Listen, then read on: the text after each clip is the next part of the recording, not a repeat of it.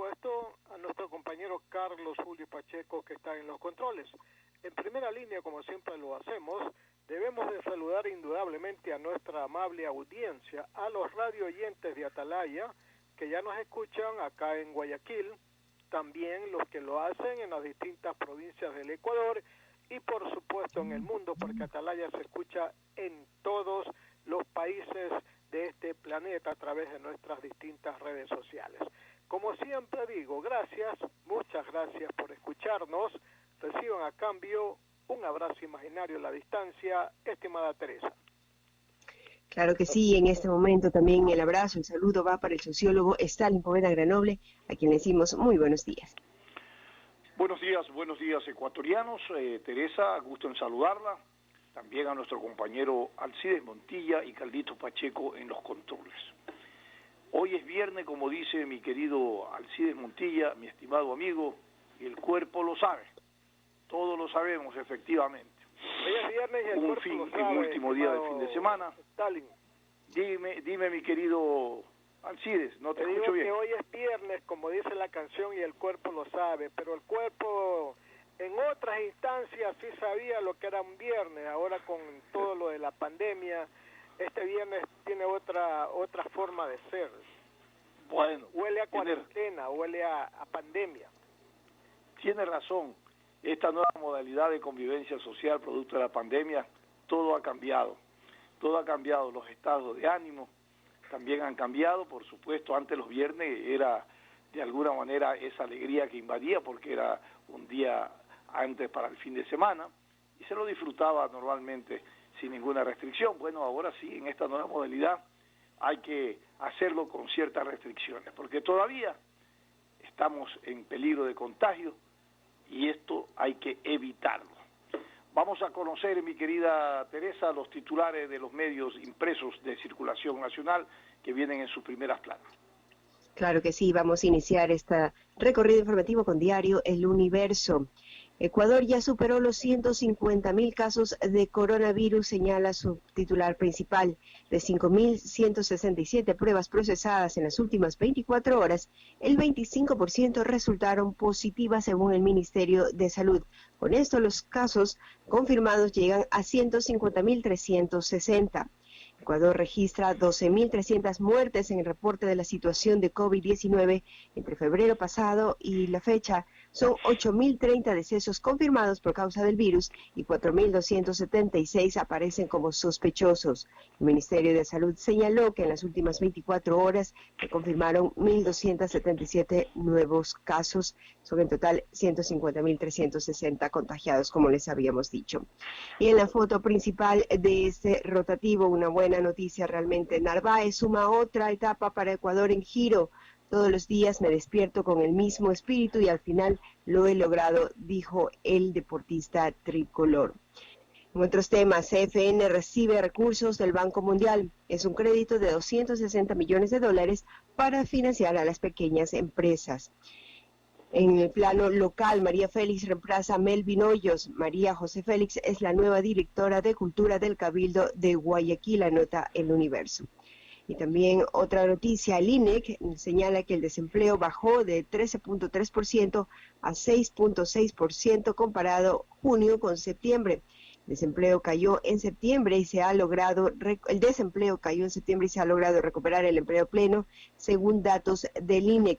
En junio habría 1 millón de desempleados y ahora son 500.000, según esta fuente.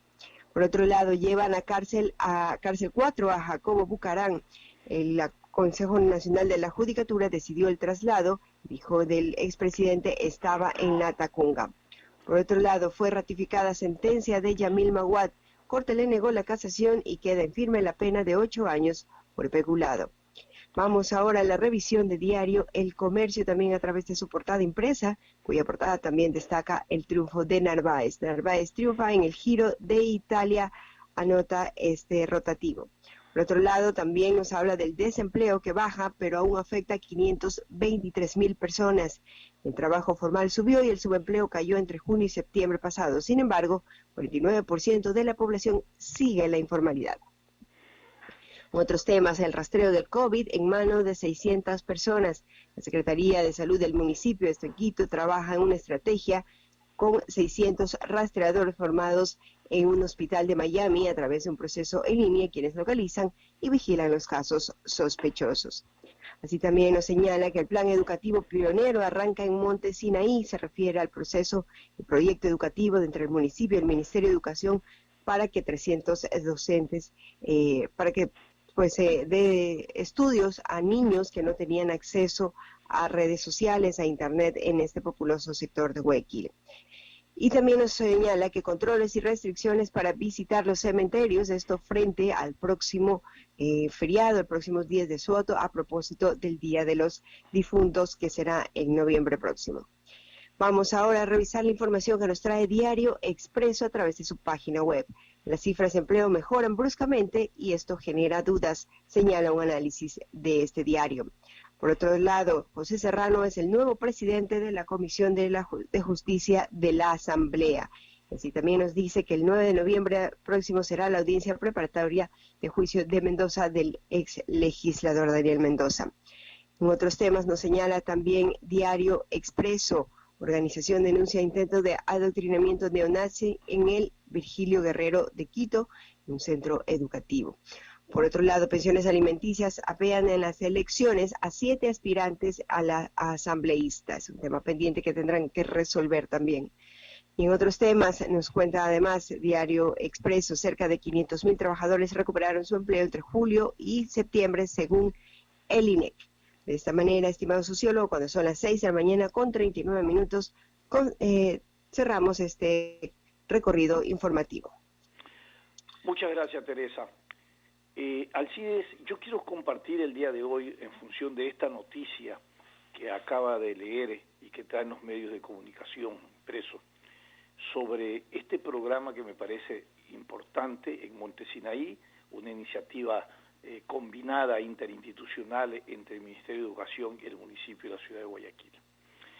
Y voy a comentarlo desde la visión de que si hay problemas, ¿no?, de acceso, ¿no?, al Internet, si hay problemas de déficit educativo y de infraestructura, por un lado, y por otro lado, de maestros preparados justamente en este proceso pedagógico de la nueva realidad educativa en el país, que se hace a través de plataformas virtuales.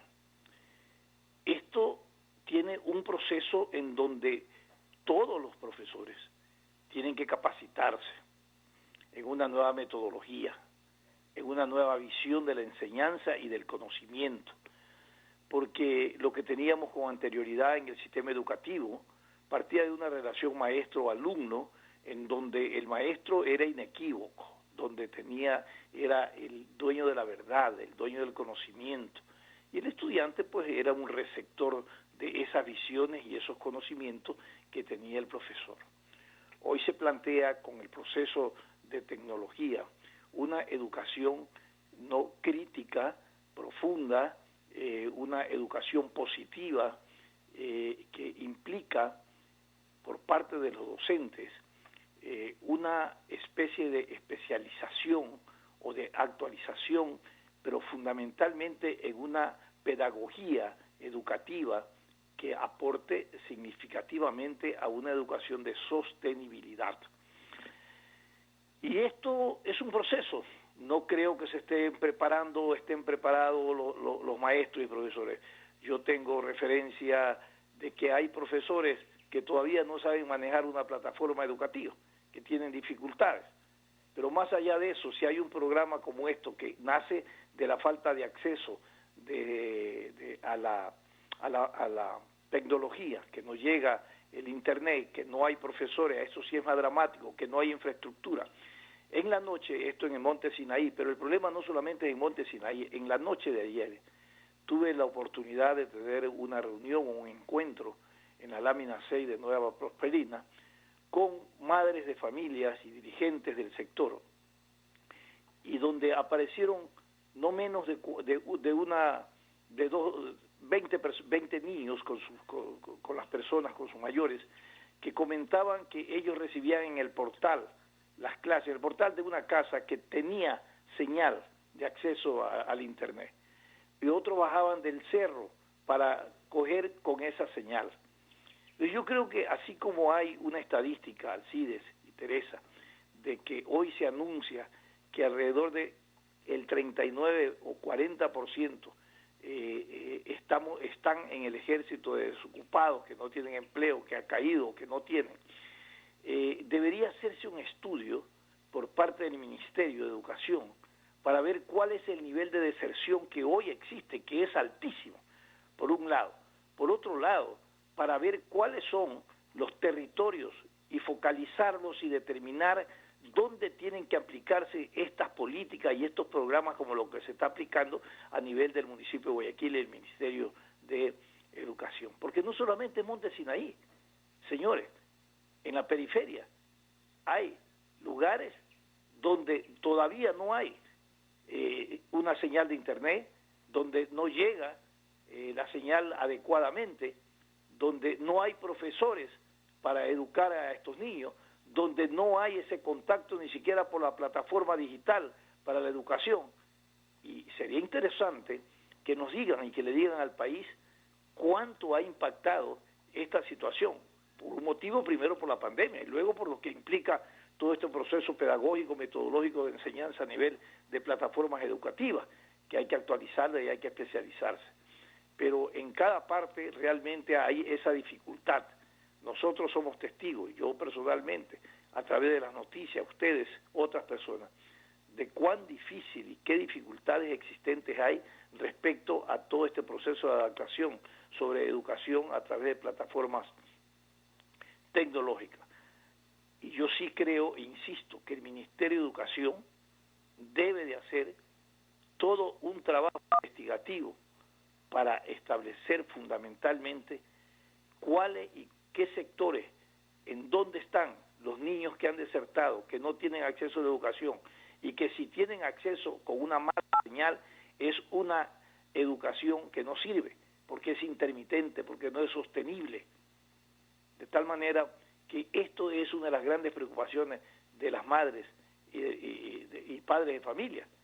Esa noche los niños me conversaban el testimonio, cómo tenían que hacer para coger una señal, ¿no? O buscar el lugar donde entraba una señal muy débil, se les cortaba la señal, en fin, todas las dificultades habidas y por haber por los cuales pasaban estos niños y terminaban prácticamente no terminando una jornada ni pudiendo hacer los deberes porque no siempre la señal era buena. Y todo esto se daba en el marco de una solidaridad de gente o de familias que tenían su plan de trabajo, su plan, de internet, pero que son planes básicos, donde la señal es corta, es débil, y por esa razón no se lo puede utilizar, pero sin embargo les daban la oportunidad que en el portal de la casa, ahí yo pude presenciar, no recibieran o pudieran hacer sus tareas o estuvieran conectados a la plataforma. Es una situación muy preocupante que sí valdría la pena que saquemos a limpio o que tengamos las estadísticas reales de toda la afectación a nivel educativo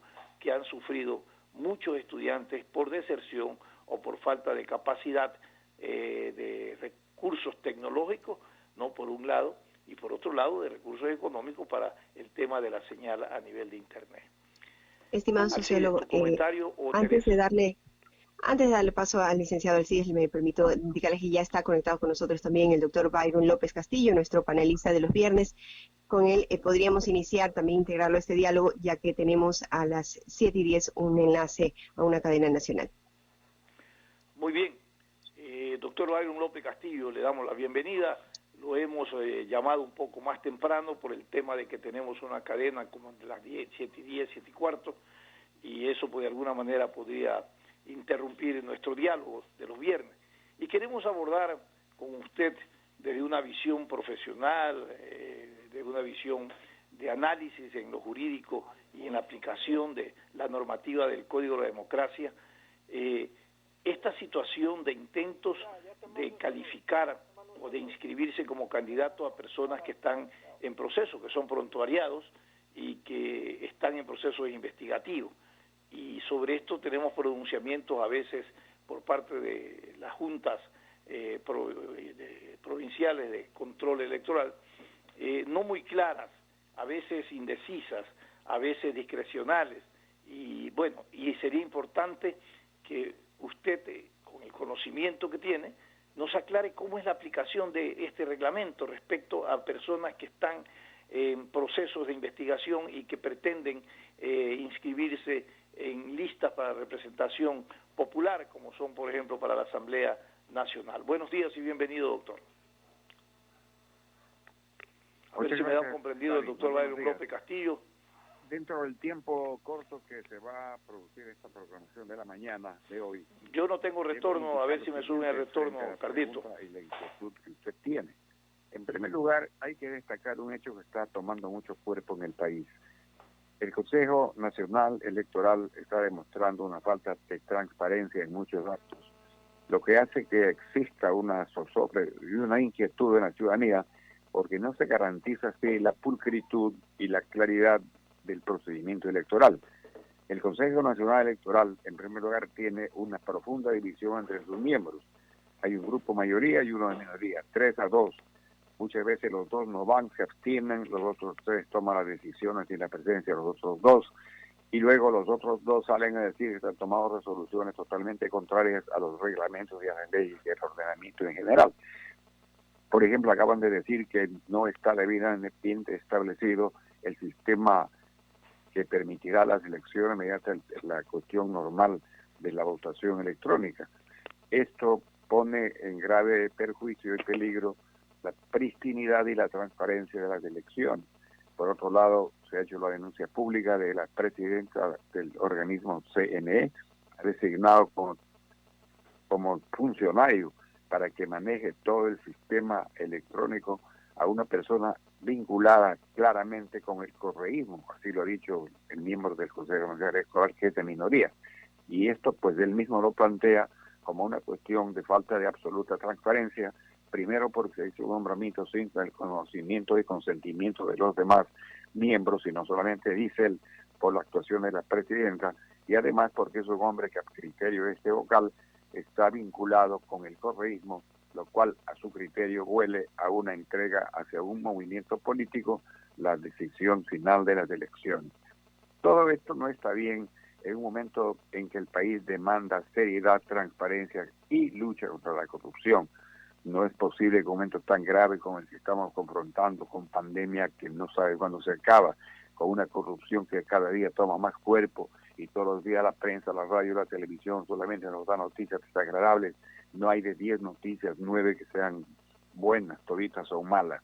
Entonces hay un país lleno de zozobra y angustia, y por eso hay que todavía un alto porcentaje de la población no se ha decidido por qué candidato votar. Este es el preámbulo a esta explicación que quiero dar en no tocante la pregunta que usted formula. Efectivamente, el artículo 108, inciso 3 del Código de la Democracia, textualmente dice lo siguiente, y me permito expresar lo que textualmente dice, repito, el artículo 108, inciso 3 del Código de la Democracia. Dice: los candidatos y candidatas no podrán ser privados de libertad ni procesados penalmente desde el momento de la calificación hasta la proclamación de resultados, ni enjuiciados, salvo los casos de delitos flagrantes, delitos sexuales, violencia de género o intrafamiliar. Proclamados los resultados, podrán activarse procesos penales contra ellos, y solo los candidatos ganadores gozarán de fuero de corte nacional o provincial según corresponda, excepto en delitos de violencia intrafamiliar que no se reconoce fuero alguno. Esta es la parte que textualmente dice el artículo 108. Pero basándose en este artículo, equivocadamente o de mala fe, se está pretendiendo inscribir, y se han hecho inscripciones de candidatos para asambleístas e inclusive para presidente vicepresidente de la República, de gente que está enjuiciada y aún sentenciada, argumentando que el artículo 108, inciso 3 del Código de Democracia, sí permite esa inscripción y por lo tanto está bien inscrito ese candidato. Esta es una tremenda equivocación, de buena fe o de mala fe, por ignorancia o por perversidad o por favorecer a grupos políticos, eso queda criterio de un análisis posterior.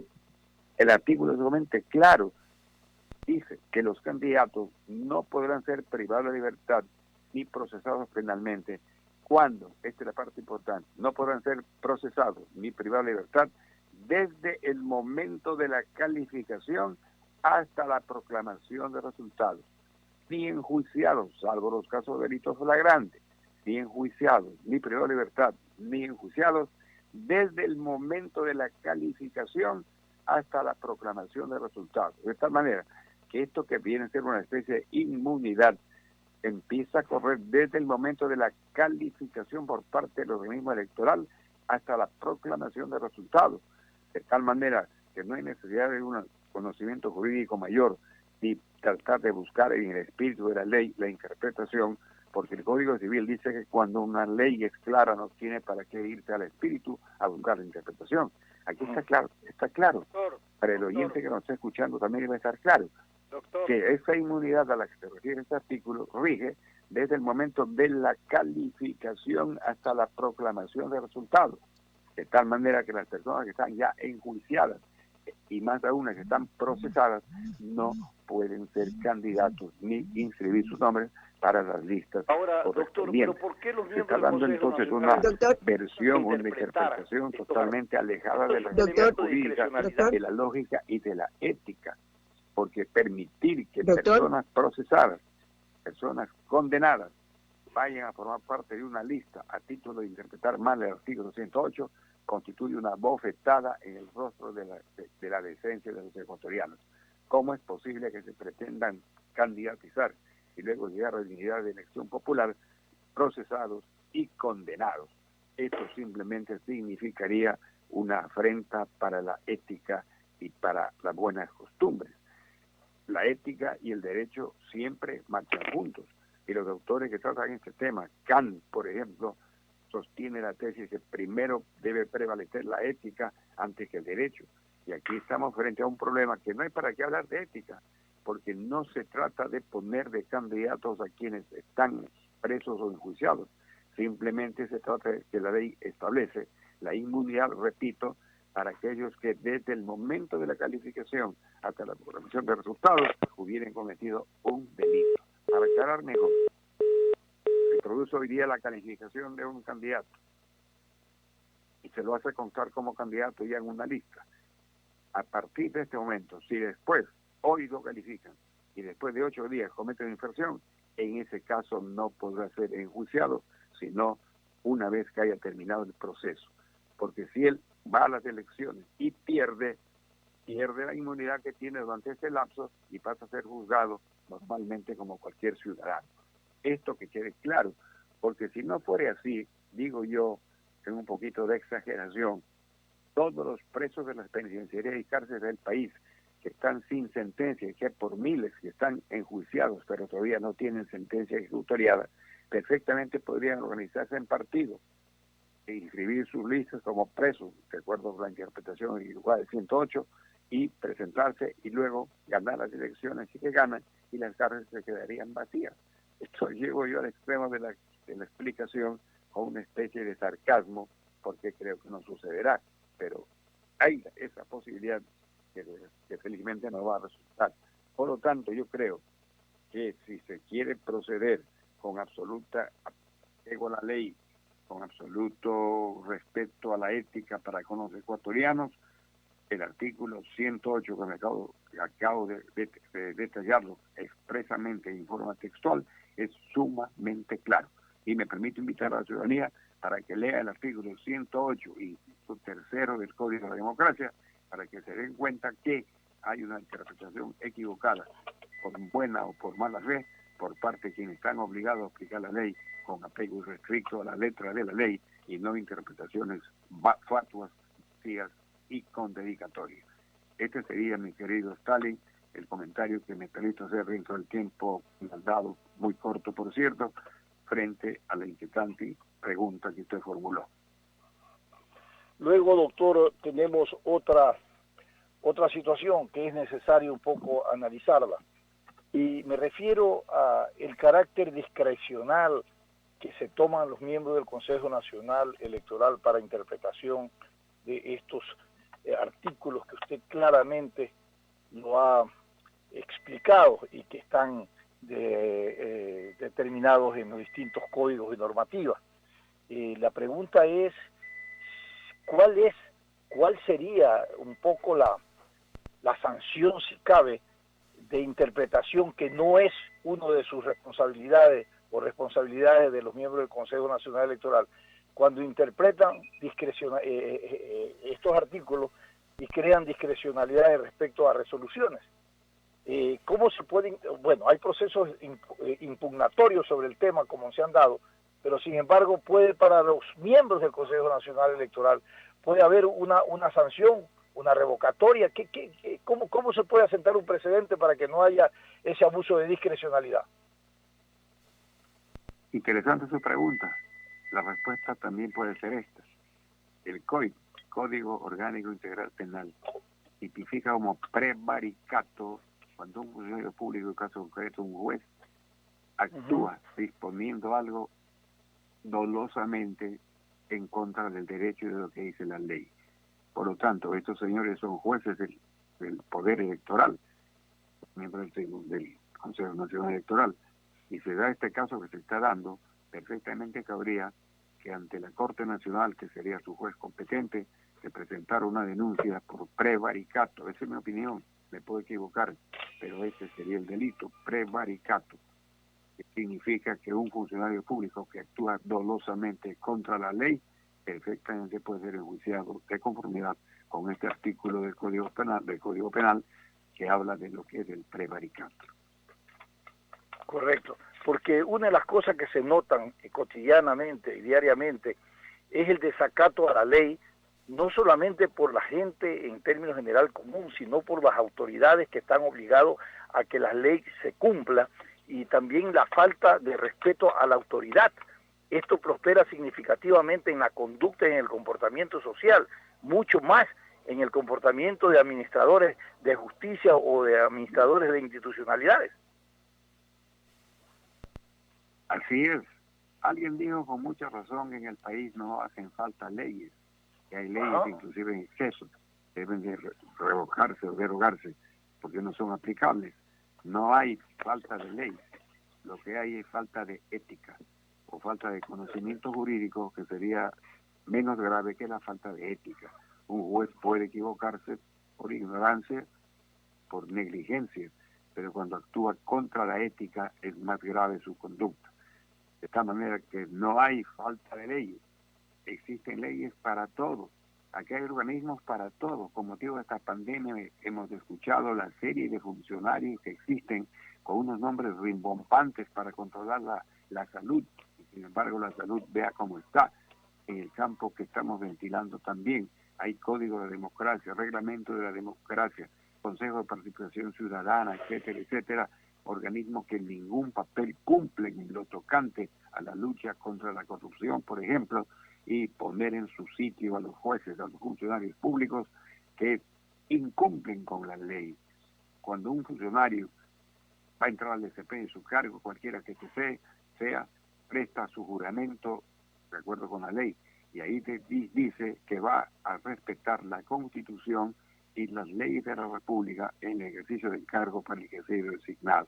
De tal manera que cuando una persona actúa violentando la ley, también comete delitos de perjurio, porque está faltando a la verdad y faltando al cumplimiento de su obligación al actuar contra la ley que le dispone la forma en que debe trabajar en el cargo público para el cual ha sido designado. Claro, y cuando un funcionario no observa lo dispuesto jurídicamente, también está afectando el valor institucional, que es lo que debemos de preservar. No le entendí la pregunta, por favor. Sí, es más que una pregunta, una reflexión, doctor. Cuando hay autoridades, ¿no?, que tienen que hacer y cumplir la ley y no lo hacen, están también afectando y deteriorando el valor institucional del Estado de Derecho. Efectivamente, el que se afecta es el Estado de Derecho, se afecta la seguridad jurídica. Claro. Internamente, quienes algo sabemos de estas cosas, estamos preocupados todos los días viendo cómo se violentan las leyes. Y en el campo internacional debe ser motivo de fisga, de cháchara, en pleno término popular, por parte de quienes miran al Ecuador, porque aquí no hay respeto a la ley. Aquí no hay una seguridad jurídica como para poder decir que es un país en el cual puede confiarse. Estamos abocados a un problema económico muy serio y lo que tenemos que darle al mundo exterior, por las razones obvias de préstamos y cosas que tienen que producirse, es que en el Ecuador hay leyes, sí, pero leyes que se respetan, sí, que hay un respeto al ordenamiento jurídico también, que hay funcionarios y empleados respetuosos del ordenamiento jurídico. A eso debemos aspirar. Es una tarea dura, pero no imposible. Hay que designar funcionarios con capacidad, con experiencia y con responsabilidad y con ética y totalmente alejados de aspectos de corrupción. Pero desgraciadamente aquí se nombran por compadrazgo y por dar paso a las ambiciones partidistas que son a veces ridículas, a gente sin capacidad, sin conocimiento jurídico, ineptos. Por lo tanto, aquí, con buen criterio, el otro día decía un comentarista, se da paso a la cleptocracia y a la mediocracia, es decir, a una mediocridad en la función pública y al robo en la función pública. Esta es una realidad dolorosa que vivimos en este país y que tenemos que luchar porque no es posible que sigamos viviendo así. Alcides Botilla, adelante. Gracias, Stalin. Saludamos al doctor Byron Segundo López Castillo, lo saluda el periodista Alcides Montilla. Antes de hacerle el análisis, tenemos que saludar a nuestro gran amigo y compañero de la radio aquí, Alfonso Javier Jarviteri, que está en full sintonía con... Saludos a Pocho. Está rumbo al tenis, va a jugar. Un abrazo para el Pocho Jar, que está rumbo a su competencia tenística.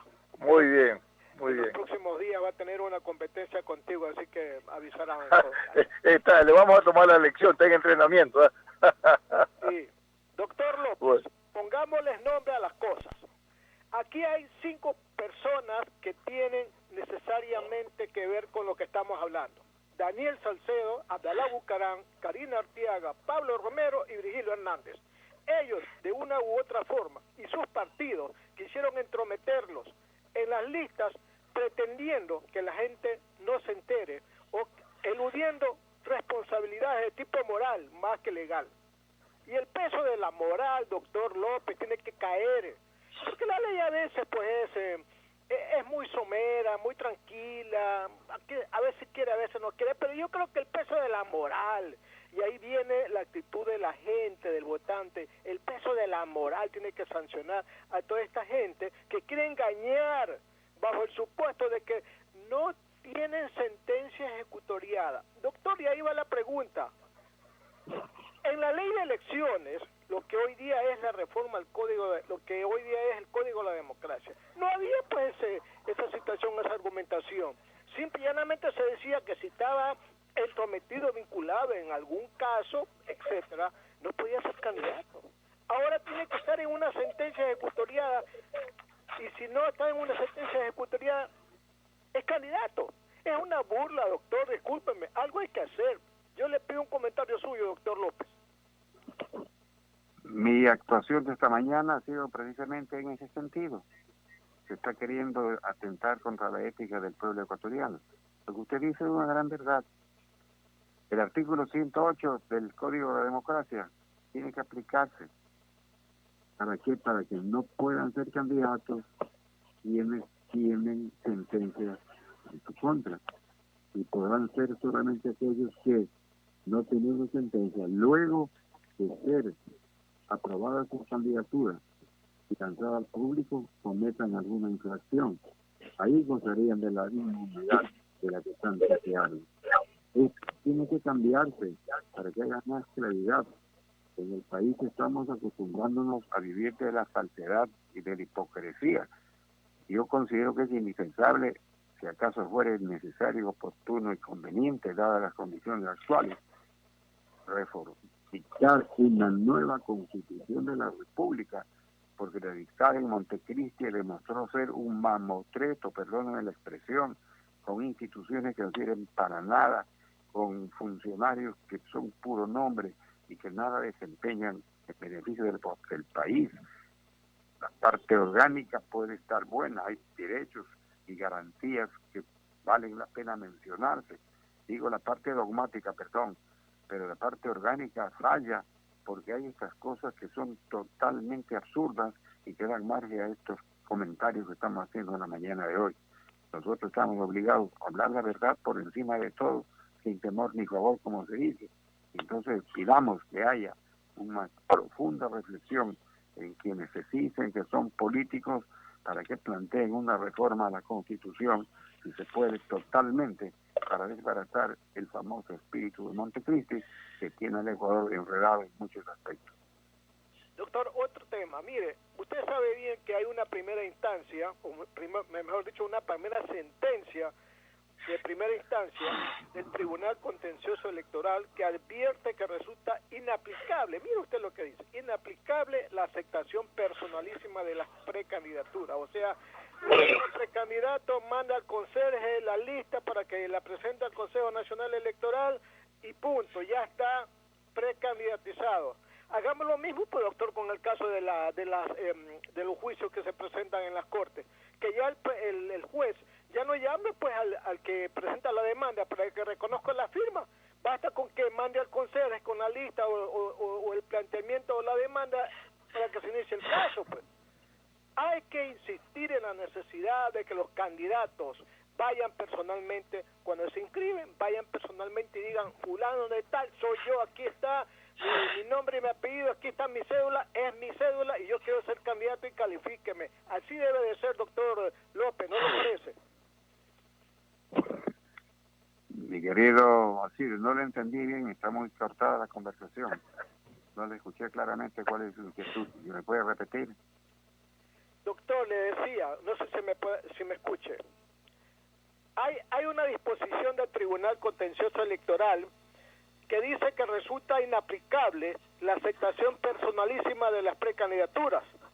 O sea, un conserje de un partido puede ir con una lista al tribunal, al Consejo Nacional Electoral y decir, aquí está la lista del partido, se la manda al director para que usted la apruebe. Si la aprobamos esa forma de inscribir candidatos, también pues hagamos lo mismo cuando una persona va a presentar una denuncia, una demanda ante un juez, que ya el juez ya no lo llame para que reconozca la firma pues de la demanda. ¿Por qué? Porque ya no es necesario la postura personalísima del candidato en un caso y del que demanda en el otro, pues, doctor, ¿no le parece? ¿Me escuchó? Sí, su inquietud es correcta y el empezar esta conversación de esta mañana dije como una especie de preámbulo lo que dije y lo repito. Hay una desconfianza total en los organismos encargados del control electoral. Llámese Consejo Nacional Electoral o el organismo superior que es el Tribunal de lo Contencioso Electoral. Yo creo que ahí está el problema. Y usted anota una gran verdad. Esto de la presentación personalísima no es una cuestión nueva. La dictó Correa cuando Bucaram Abdalá estaba en Panamá y pretendió ser candidato a la presidencia de la República. Ahí reformaron el Código de la Democracia para que se disponga que la aceptación tenía que ser personalísima, aplicando ese término en lugar del personal, para que sea más enfático, tiene que ser personalísimo, o sea, presentarse él en persona, eso quiere decir en definitiva. Y por lo tanto este caballero que estaba en Panamá no pudo personalísimamente presentarse y no fue candidato. Ahora han cambiado las cosas y el contencioso electoral acaba de sostener una tesis que usted la acaba de decir, que es totalmente absurda y contraria y que demuestra mala fe, ignorancia o afán de servir a una candidatura. Aquellos candidatos que no se presentaron personalísimamente no podían ser nunca aceptados como candidatos. Y el caso de Correa, por ejemplo, presentó la candidatura solamente del presidente, el señor Arauz, y vacía la candidatura para vicepresidente.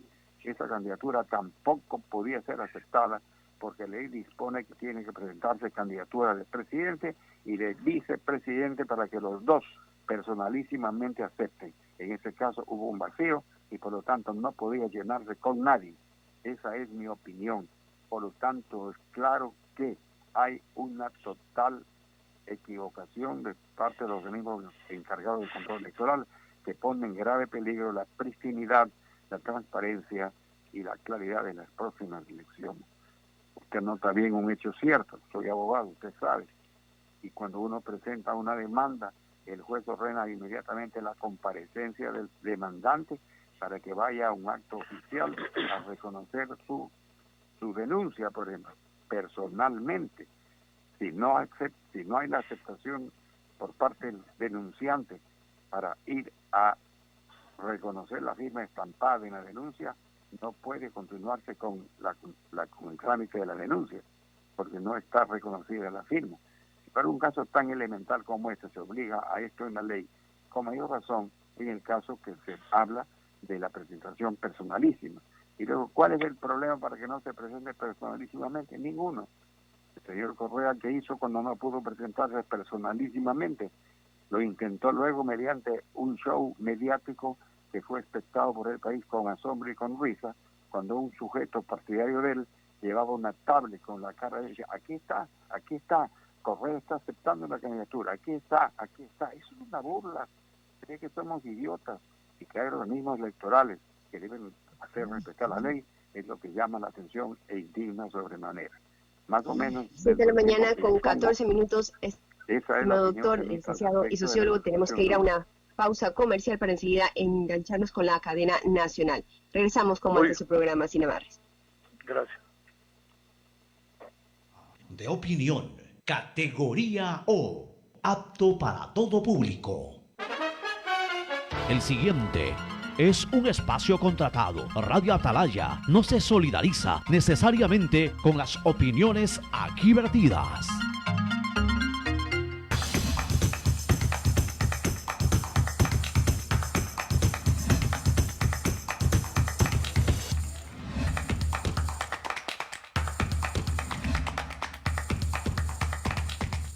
Ecuatorianos, la semana pasada dije que estamos empezando la era de la recuperación económica del país y para ello es fundamental fortalecer el empleo. Qué equivocados estaban quienes aseguraron que la ley humanitaria no tendría el efecto deseado. Dijeron que estábamos precarizando el trabajo, pero la evidencia muestra lo contrario. Veamos las cifras a nivel nacional cortadas a septiembre del 2020. Estas cifras son del INEC y son corroboradas por las proyecciones del Fondo Monetario Internacional. Entre junio y octubre, el desempleo ha caído a la mitad. También se redujo notablemente el subempleo. Levantamos el confinamiento en el momento indicado y pusimos en marcha un plan piloto para el regreso de los trabajadores a sus actividades. Gracias a esto, hoy, el empleo adecuado en el sector de la construcción, por dar un ejemplo, ha crecido 7 veces en relación con junio de este año. En solo 3 meses, 7 veces el sector de la construcción. Compatriotas, mi labor como presidente es trabajar por el presente y sembrar futuro. Para eso hay que labrar el camino y lo hicimos. Promovimos leyes para generar fuentes de empleo en el mediano y largo plazo y confiamos en el talento de los ecuatorianos como principal fuente de creación de trabajo. Pero también hay que sembrar a tiempo y sembramos a tiempo y lo hicimos. Recuperamos la credibilidad de la comunidad internacional. No se olviden, eliminamos el anticipo del impuesto a la renta. Dimos facilidades para los emprendedores y firmamos acuerdos comerciales con otros países. Sí, comenzamos a ver los frutos de nuestra siembra. La economía fue golpeada, pero jamás se detuvo. Estimados ecuatorianos, con o sin pandemia, protegeremos el empleo. No descansaremos ni un solo día para que cada ecuatoriano tenga un trabajo decente y digno, para que cada hogar tenga pan en su mesa, para que cada familia se sienta parte de este futuro que estamos sembrando todos los días. Muchas gracias. ¿Qué simboliza la siembra? Sembrar es símbolo de optimismo, de esperanza. Saber que vienen tiempos mejores, que las cosas van a cambiar. Hemos pasado la crisis más fuerte de nuestra historia. Pero lo sembrado empieza a dar fruto.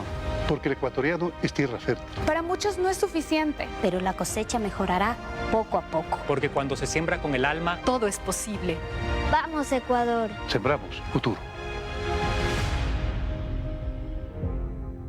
Autorización número 0296, CNE, Elecciones Generales 2021.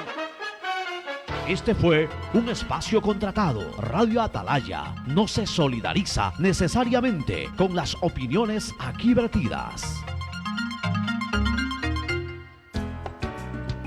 El siguiente es un espacio publicitario apto para todo público.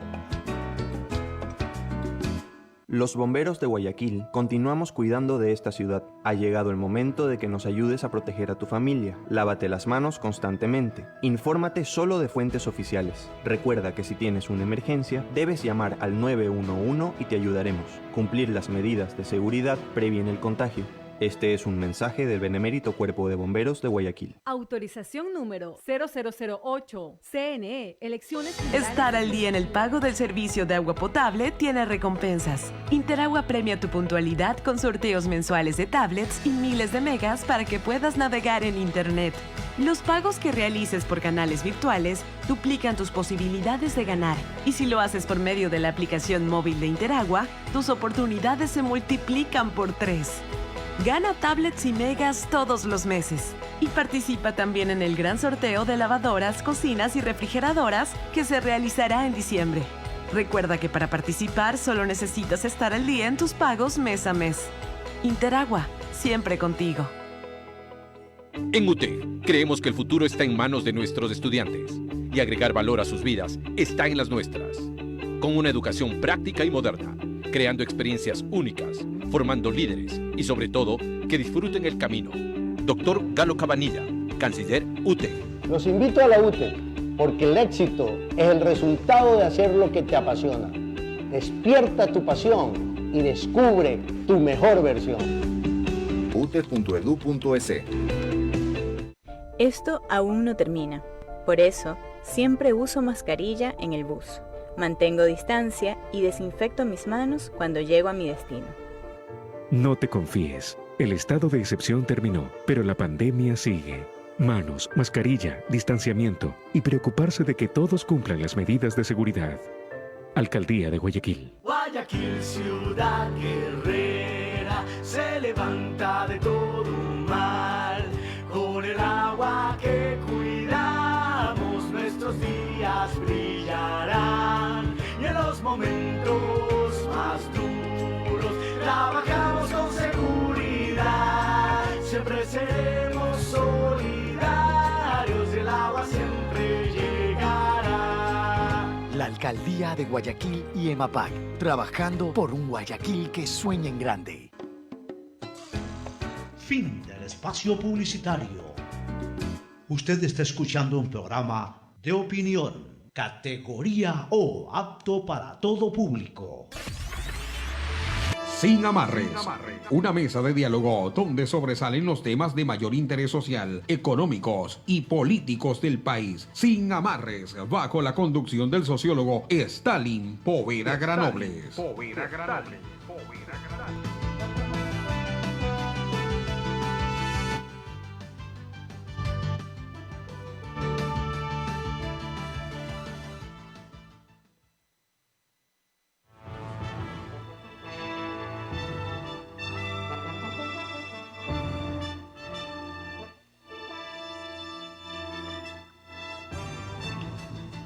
No sé si está todavía en la línea telefónica el doctor Byron López Alcides.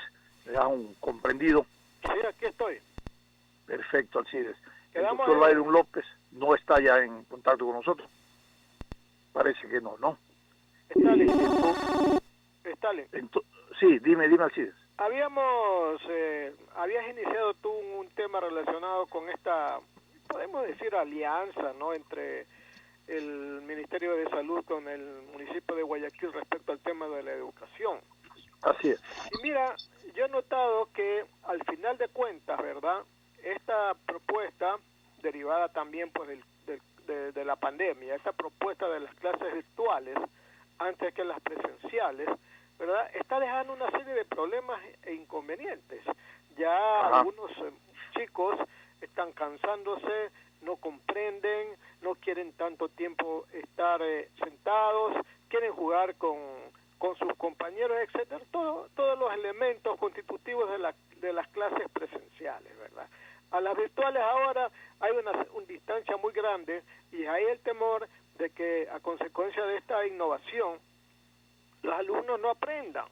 Entonces, y los más afectados indudablemente son aquellos padres, aquellas familias que no tienen dinero para comprar una tablet, no tienen para conectarse a internet, tantas cosas, ¿no? Entonces hay que volver a las clases presenciales, ¿verdad? Indudablemente, porque la educación no espera, y está bien que el municipio y el Ministerio de Educación hayan hecho una especie como de alianza para empezar como prueba aquí en Monte Sinaí. Está bien porque este es un programa complementario de los que tienen ambas entidades, y me parece bien porque va a beneficiar, mira, son 11,000 niños, es bastante, es mucho. Bastante. Ahí se refleja cuántos niños están sin educación, imagínate. Sí, porque eso nomás estamos viendo que es de Monte Sinaí, y de los otros sectores de Guayaquil, no hablemos de Guayaquil. Es lo que yo decía en la mañana, hay muchos sectores que tienen ese déficit y que deben de ser focalizados, y debe hacer una investigación, un levantamiento del Ministerio de Educación sobre esos aspectos. Exacto, entonces han contratado tutores técnicos y, bueno, pedagogos, psicopedagogos, ¿verdad?, que van a enseñar a estos chicos de Monte Sinaí, y está perfectamente bien. Ojalá que en el tiempo que les queda, porque estamos ya octubre, noviembre, diciembre, enero, vienen las lluvias y es un problema dar clases al cielo abierto, ¿verdad? Como eso va a ser terrible en Monte Sinaí. Entonces, claro, todo ocurre a veces cuando las autoridades observan, son intuitivas y dicen, mira lo que está haciendo esta persona. Y efectivamente pasó aquí, ¿no? Ella se llama Denise Toala, es una chica de 17 años, que ella empezó a enseñar pues a los niños de Monte Sinaí bajo los árboles, pues, dale, bajo los árboles. Y yo me di cuenta, porque en televisión salió hace poco, que en Manabí unos chicos, ¿verdad?, que estaban tratando de captar la señal de internet, tuvieron que subirse a un árbol para poder recibir las clases virtuales de sus profesores por internet en las copas de los árboles. O sea, para que veas tú el sacrificio que hacen los chicos para poder aprender. Y aquí también es lo mismo, pasó lo mismo. Entonces, alentemos este tipo de alianzas, más allá del color partidista o de la ideología, eso no importa, porque primero importa el interés de la gente, el interés por educarse, el interés por tener vivienda, el interés por tener salud. Eso importa primero, el resto no vale. Eso es lo primero que hay que hacer. Y yo creo que este ejemplo del municipio con el Ministerio de Educación, el municipio de Guayaquil, debe ser seguido en otras partes, porque en otras partes también ha de haber los mismos problemas. Dale. Sí, además otra cosa, hay un principio de acceso universal a la educación y gratuita. Entonces, esa cobertura de accesibilidad es la que tiene que garantizar el Estado y las instituciones. Y está muy bien que se hagan este tipo de alianzas, pero que no sea un tema puntual territorial, que sea un esquema global para todo el territorio nacional, porque en todo el territorio nacional existen estos problemas. Por eso yo decía, sería interesante saber cuántos estudiantes están en esa situación, qué nivel de deserción escolar ha habido en esta nueva normalidad educativa. Sería muy interesante para adecuar nuevas metodologías, nuevos instructivos, nuevos pénsulos académicos, nuevas pedagogías para garantizar ese acceso universal a la educación. Bueno, si es que no viene la autoridad, si es que no vienen los maestros, que sean los padres de que por el camino del hecho busquen la manera de que sus hijos no queden en la oscuridad de la ignorancia, sino que salgan a la claridad de la educación y de la enseñanza. Usted tenga la seguridad, sí, de que los padres hacen todos los esfuerzos porque esta expresión de los hogares, de los padres de familia, de que la mejor herencia que te voy a dejar es la educación, nunca deja de tener vigencia. Y los padres, las madres, dejan de comer por comprar un tiempo aire para el internet, porque ellos siempre están preocupados de educar a sus hijos. Así es, Tale, no queda más tiempo. Ya terminó el programa 7. Gracias, mi querido Alcides, gracias a ustedes por vuestra sintonía. Teresa, gracias, y Carlitos Pacheco. Nos vemos el día lunes. Invitamos a que sigan en sintonía de Radio Atalaya. Ya viene Fernando Aguayo en vivo. Que tengan un excelente fin de semana ustedes también, sociólogo y licenciado.